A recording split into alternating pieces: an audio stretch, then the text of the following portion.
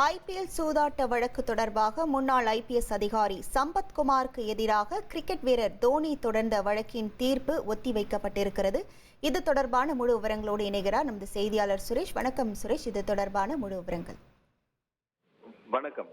IPL சூதாட்டம் குறித்து விசாரணை நடத்திய ஐபிஎஸ் அதிகாரி சம்பத்குமார் இந்திய கிரிக்கெட் அணியின் முன்னாள் கேப்டன் தோனி சூதாட்டத்தில் ஈடுபட்டதாக ஒரு தனியார் தொலைக்காட்சி விவாத நிகழ்ச்சியில குறிப்பிட்டிருந்தார்.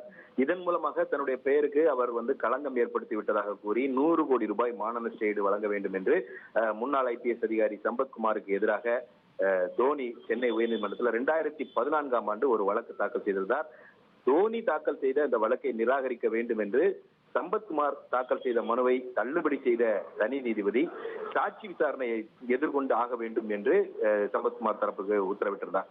இந்த உத்தரவை எதிர்த்து, அதாவது தோனியின் வழக்கை நிராகரிக்க வேண்டும் என்று ஐபிஎஸ் அதிகாரி சம்பத்குமார் தாக்கல் செய்த மனுவை தள்ளுபடி செய்த உத்தரவை எதிர்த்து சம்பத்குமார் தரப்புல உயர்நீதிமன்றத்துல மேல்முறையீட்டு மனு தாக்கல் செய்யப்பட்டிருந்தது. இந்த மேல்முறையீட்டு மனு நீதிபதிகள் எஸ்.எம். சுப்பிரமணியம் மற்றும் ஜோதிராமன் அடங்கிய அமர்வில் இன்றைக்கு விசாரணைக்கு வந்தது.